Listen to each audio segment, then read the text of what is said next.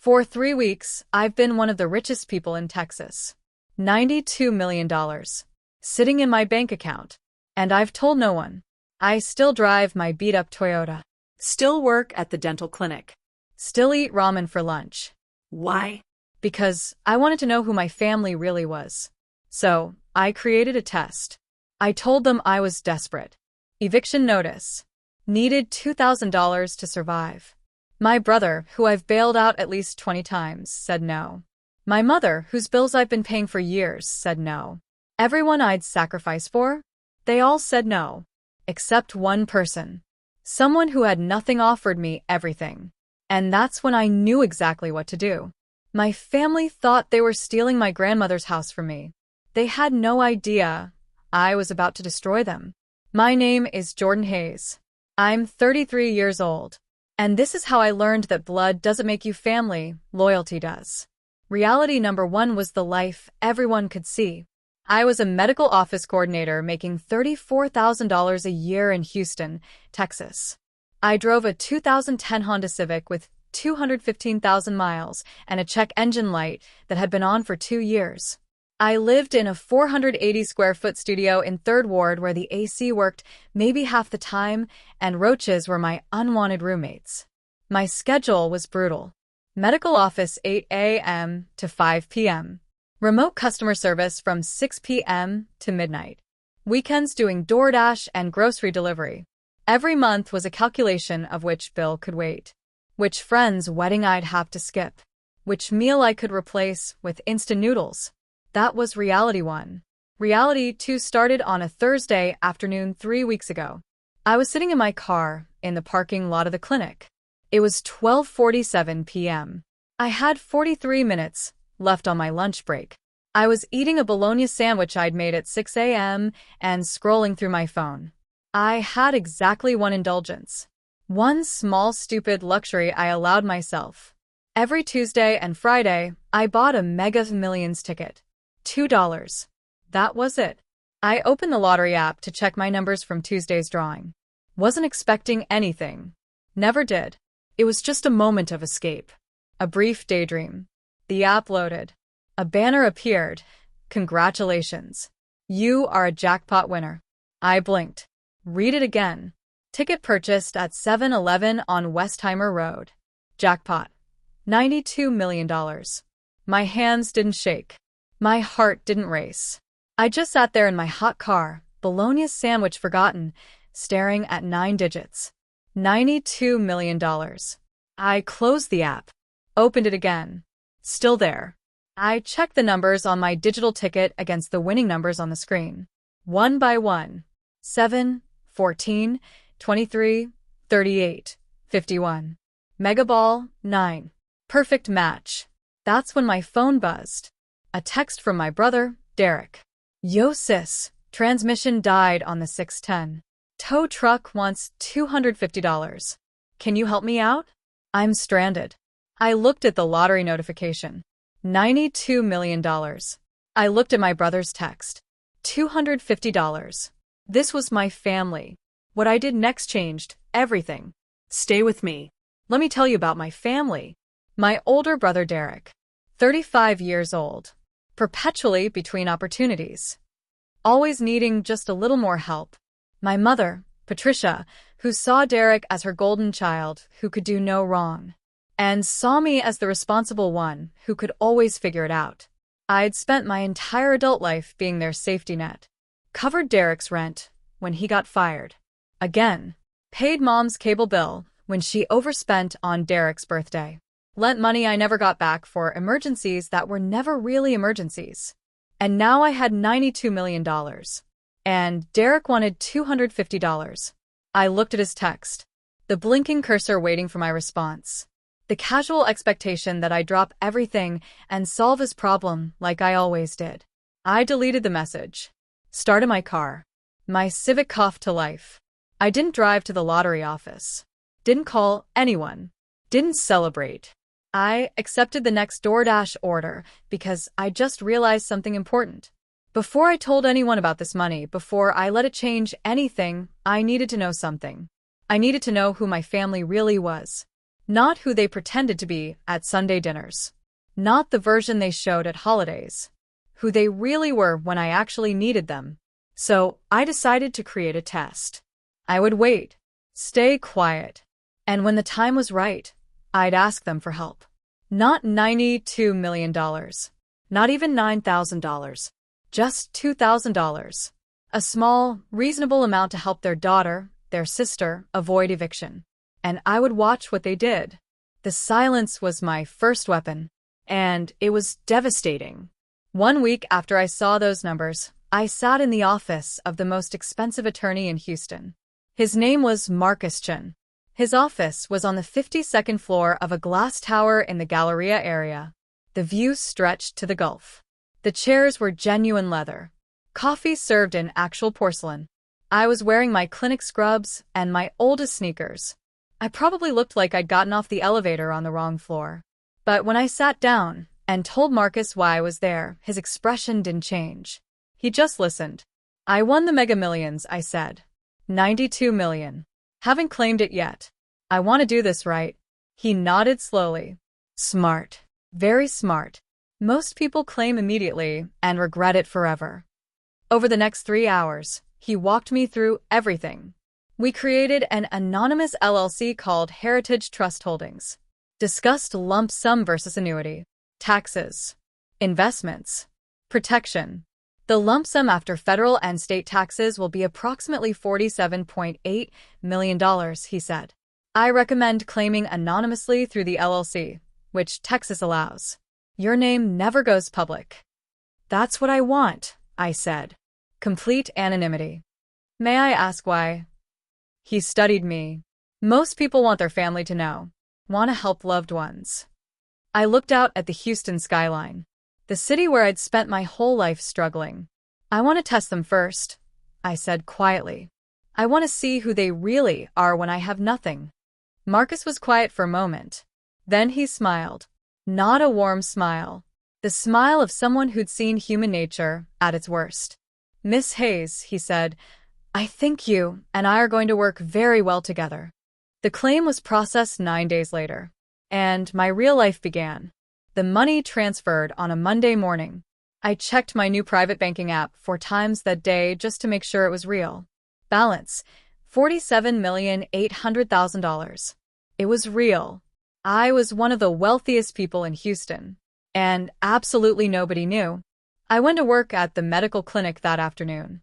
Filed insurance claims, answered phones, ate my bologna sandwich in the break room, and I started planning. That Saturday, I went to visit Miss Ruth. Ruth Martinez was 70 years old. She lived in a small subsidized apartment in Montrose. She'd been my grandmother's best friend for 45 years. When my grandmother died 7 years ago, Miss Ruth was the only person who came to check on me. Not my mother, not Derek. Just Miss Ruth. She'd helped me when I couldn't afford textbooks in community college. Let me stay on her couch when my first apartment fell through. Made sure I ate when I was working multiple jobs and forgetting to feed myself. She lived on Social Security and whatever she made selling her homemade tamales at the weekend market. Her apartment was tiny but immaculate. Pictures of the Virgin Mary and Cesar Chavez on the walls. A small kitchen that always smelled like masa and chili. Mija, she said when she opened the door. Come in, come in. I just made fresh coffee. We sat in her small living room. She poured me coffee in a chipped mug that said, World's Best Grandma. How are you, Mija? She asked. You look tired. I'm okay, Miss Ruth. Just working a lot. She studied my face with those sharp brown eyes. You work too much. That family of yours helping you at all? I shook my head. She made a disapproving sound. Your brother's still out of work? He says he's looking. Looking, she repeated, her voice flat. That boy's been looking his whole life. And your mama's still making excuses? Always. Miss Ruth reached across and patted my hand. You're a good girl, Jordan. Too good. You keep giving and they keep taking. One day you're going to have to stop. Maybe, I said quietly. She looked at me for a long moment. You got something on your mind. I can tell. I almost told her then. Almost spilled everything. But I couldn't. Not yet. The test wasn't complete. Just thinking about the future, I said instead. Wondering what it would be like to not worry about money all the time. Miss Ruth smiled sadly. Mija, I've been wondering that for 50 years. But you know what I learned? What? Money can't buy you family. But it sure can show you who your real family is. Those words stayed with me as I drove home that night. It was time to run the test. What my family did next proved Miss Ruth was absolutely right. Keep watching. Sunday dinner at my mother's house was tradition. Every week, without fail, the family gathered at her place in Pearland. The house was modest but comfortable. Mom had lived there for 18 years. Paid it off 3 years ago. She loved reminding everyone she owned her home, free and clear. I arrived at 5 p.m. Derek's car, a Dodge Challenger he couldn't afford, was already in the driveway. His girlfriend Brittany's white Lexus parked behind it. The smell hit me when I walked in. Pot roast, mashed potatoes, green beans, cornbread. My mother's cooking was one of the few things about these dinners I still enjoyed. Derek was sprawled on the couch, beer in hand, watching the Texans game on the 65-inch TV I'd helped Mom buy last year when Derek maxed out her Target card. "What's up, little sis?" he said without looking at me. Brittany was in the kitchen with Mom. Brittany was 29, a pharmaceutical rep, and never let any of us forget she made more money than Derek. "Hey, Jordan," Brittany said, barely glancing up from her phone. "Still doing the delivery thing?" "Yeah." "That's so crazy," she said, voice dripping with fake sympathy. "I could never. All that driving for what, $12 an hour?" My mother turned from the stove. "Jordan, baby, set the table." I set the table. We sat down. We ate. This was always the hard part, watching them eat food Mom bought with her retirement money while Derek talked about the cruise to the Bahamas he and Brittany were planning. For $1,000 all-inclusive, he was saying. Private beach. Unlimited drinks. We deserve it. Mom glowed. My baby deserves the world. I was 33. I'd been single for 4 years. Mom had stopped asking about my love life 2 years ago. I took a breath. This was it. "I need to talk to you all about something," I said. The table went quiet. All eyes turned to me. "I'm in trouble," I said, letting my voice shake slightly. "The clinic cut my hours. My landlord raised my rent by $350. I can't make the payment. They gave me 2 days, or I'm evicted." Silence. Derek took a sip of his beer. Damn, sis. "That sucks. I just need $2,000, I continued. "Just to cover this month, and next while I figure things out. I'll pay it back. Every penny. I promise." More silence. Then Derek laughed. Short, sharp, dismissive. $2,000? Jordan, come on. You gotta learn to manage your money better. You work 2 jobs. Where's it all going? I looked at my mother. Mom. Please. I wouldn't ask if it wasn't serious. Mom sighed. Long, tired. Annoyed. "Jordan," she said, "I'm on a fixed income. I can't just hand out $2,000 every time someone has a crisis. I have to think about my future. About Derek and Brittany's wedding next year." "But I'm your daughter too," I whispered. "Then act like it," she said sharply. "Act like a grown woman and handle your problems. Don't come in here ruining Sunday dinner with your drama." The words hit like a slap. Derek stood up. "Yes, sis. Sorry, but I gotta save. Brittany and I have real priorities now." Brittany smirked into her wine glass. "Maybe you should just move back in with your mom. I'm sure she'd let you sleep in the garage." The garage that flooded every time it rained. I sat there surrounded by people who were supposed to love me, and felt absolutely nothing. No anger. No sadness. Just cold, clear certainty. They had failed. But I wasn't done testing yet. There were others who owed me. Keep watching. It was almost midnight when I found myself parked outside Miss Ruth's building. I wasn't planning to go there. I'd just been driving aimlessly, my mind spinning with rage and hurt and cold calculation. But my car brought me to the one place that had always felt safe. I climbed the stairs. The elevator had been broken for months. Knocked softly on apartment 2C. The door opened. Miss Ruth stood there in her nightgown and slippers, reading glasses perched on her nose. She took one look at my face and stepped aside. "Come in, Mija." Her apartment smelled like cinnamon and vanilla. A half-finished crossword puzzle sat on her small table. The TV played an old telenovela. I sat on her worn couch, and everything broke. I told her about Sunday dinner, about the phone calls, about asking for $2,000 and being turned away by every single person I'd ever helped. Miss Ruth didn't interrupt, just listened. Her weathered hands folded in her lap. When I finished, when my voice gave out and the tears stopped, she stood up, walked to her bedroom without a word. I heard a drawer open. She came back holding a white envelope, worn soft from being handled. On the front, in her shaky handwriting, "Rent money." She held it out to me. "It's not 2,000, she said quietly. "It's 700. All I have right now. My rent's due on the 1st. But you take it." I stared at the envelope. Couldn't speak. "Take it, Jordan," she insisted. "It'll buy you time. You can stay here on my couch. We'll go to the food pantry tomorrow. We'll figure it out together." This 70-year-old woman living on Social Security was offering me her rent money. The rent money she needed to keep a roof over her own head. While my mother with her paid-off house said no. While Derek planning a $4,000 cruise said no. While my uncle with his video games and big screen TV said no. "No," I whispered, hands trembling. "No, Miss Ruth, I can't. You'll get evicted." She grabbed my hand and closed my fingers around the envelope. "Money can be made again," she said, voice fierce. "But your dignity, Mija, that's something else. Don't let them take that from you." She squeezed tighter. "Your grandmother, God rest her soul, would never let you sleep on the street. Not while there was breath in her body. And not while there's breath in mine." She looked me dead in the eye.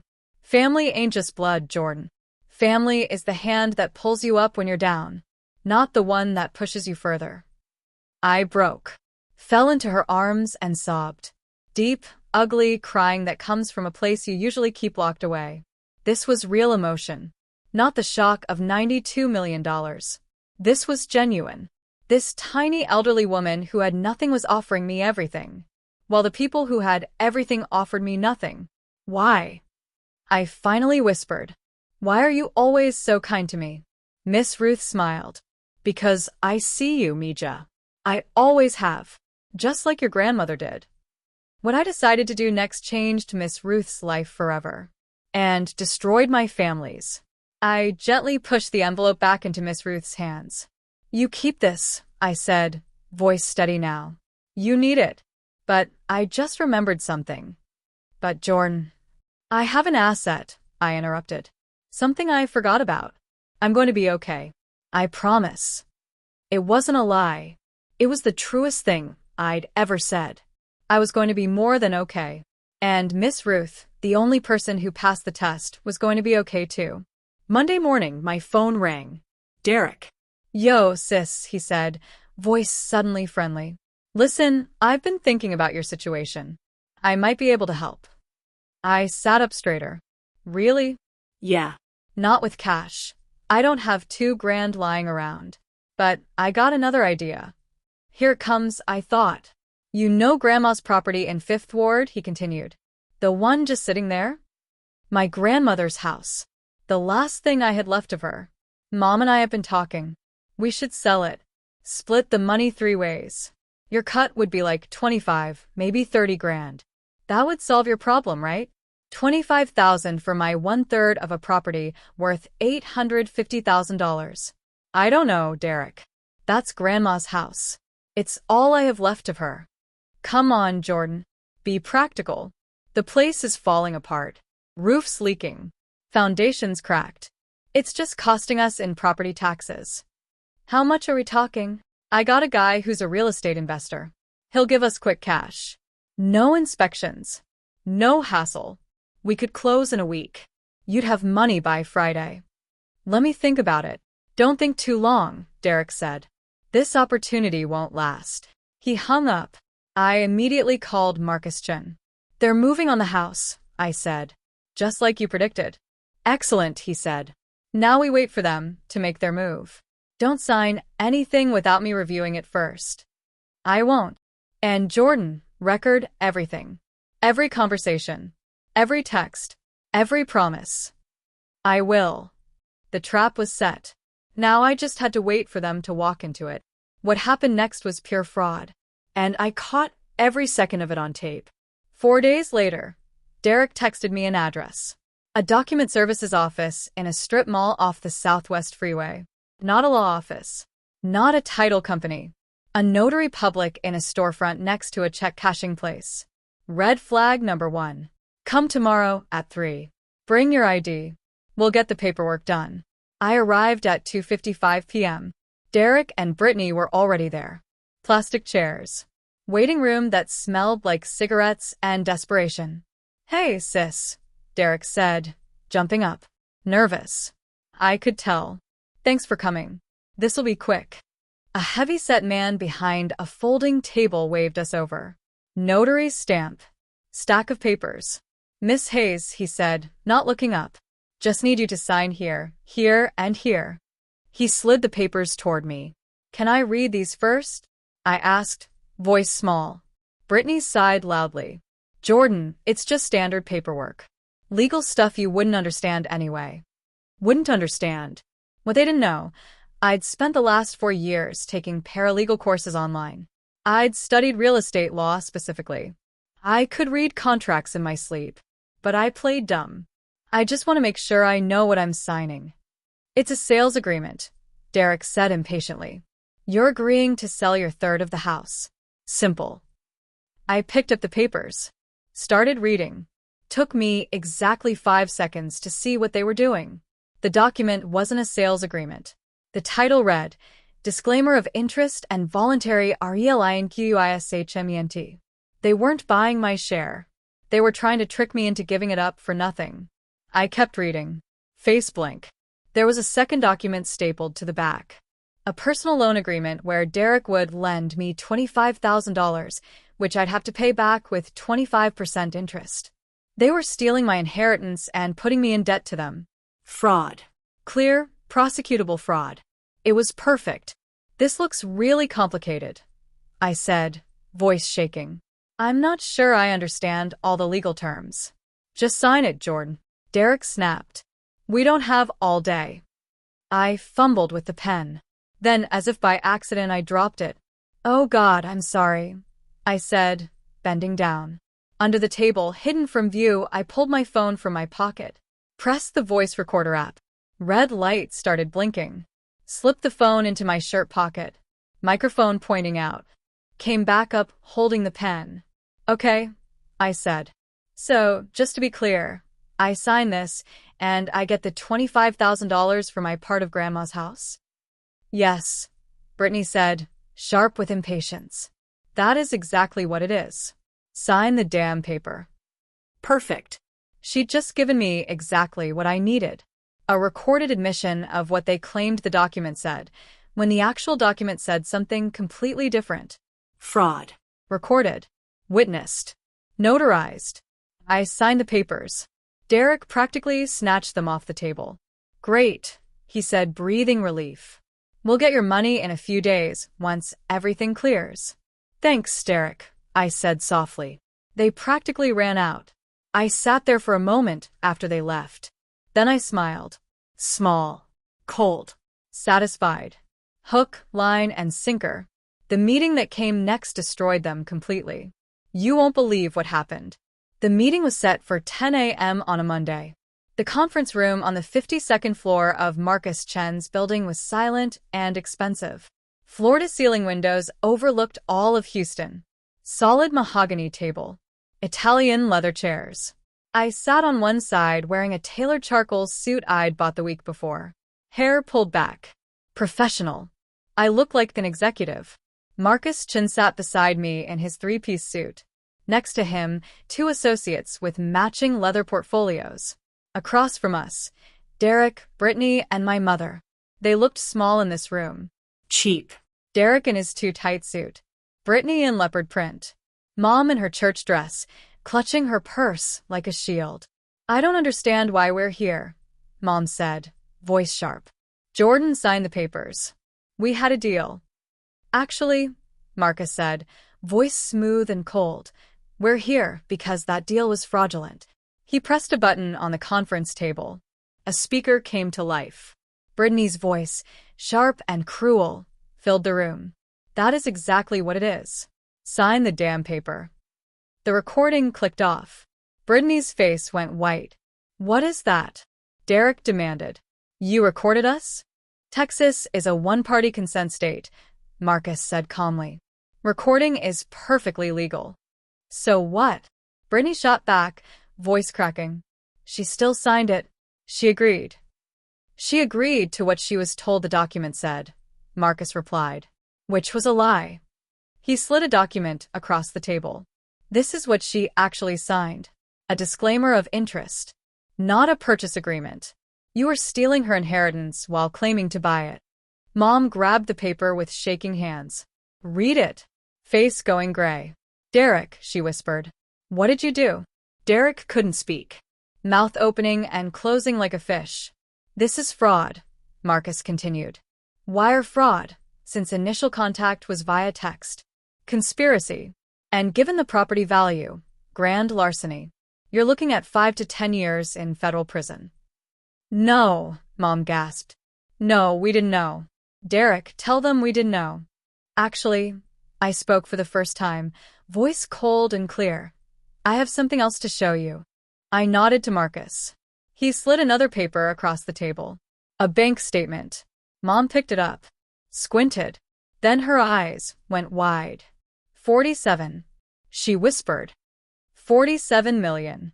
The number seemed to break something in her brain. Derek snatched the paper. Looked at it. At me. Back at the paper. Where did you? Mega Millions, I said simply. 3 weeks ago.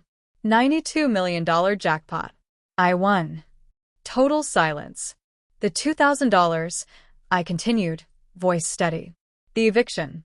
The desperate phone calls. That was a test. I wanted to see who you really were. I looked at each of them. You failed. What I did next gave them one chance to avoid prison. But the price was devastating. We can fix this, Derek said desperately. Sis, come on. We made a mistake. We didn't know you had money. We'll tear up the papers. Forget this whole thing. Marcus leaned forward. Here are your options. Option 1. Criminal prosecution. We hand everything to the DA. You both go to prison. Pause. Option 2. You sell your shares of the Fifth Ward property to my client. Immediately. For how much? Mom whispered. For $25,000, I said. Total. But that property is worth $850,000, Derek yelled. Yes, Marcus said. And if you don't take this deal, you'll get nothing except a prison sentence. I looked at my mother, at Derek, at Brittany. You have 60 seconds to decide. The silence was deafening. Mom was crying. Derek's face had gone purple with rage. Brittany looked like she might throw up. This is blackmail, Derek finally said. No, Marcus replied calmly. This is consequences. 55 seconds, I said. We'll take it, Mom whispered. Mom, no. We'll take it, she screamed at Derek. I'm not going to prison. Marcus slid the paperwork across. They signed. Every page. Every line. When it was done, Derek looked at me with pure hatred. You're dead to me, he said. Funny, I replied. I was dead to you when I needed $2,000. They left. The door closed. I sat there in that expensive conference room and felt nothing. No victory. No satisfaction. Just quiet certainty that I'd done the right thing. 6 months later, everything had changed. And what I built will surprise you. I stand in front of a renovated house in Fifth Ward. The old structure is gone. Replaced by something beautiful. New windows. Fresh paint. A welcoming porch. A sign hangs over the door. Named after my grandmother. Miss Ruth stands beside me. Tears in her eyes. Your grandmother would be so proud, Mija. The house isn't mine alone anymore. It's for women like me. Women who've been used by their families, told they're not enough. Inside, we offer financial literacy classes, legal aid, job training, Childcare. a safe place to rebuild. Miss Ruth runs it. I gave her a real salary, health insurance, an apartment in a new building I bought in Montrose. Her apartment has a working elevator and a view of the park. My mother tried to call me 4 times after the conference room. I never answered. Derek sent texts, apologies, promises to change, pleas for help. I blocked his number. They made their choice. Now they live with it. As for me, I stand on the porch of my grandmother's house, now filled with women who need a second chance, and I finally feel something I haven't felt in years. Peace.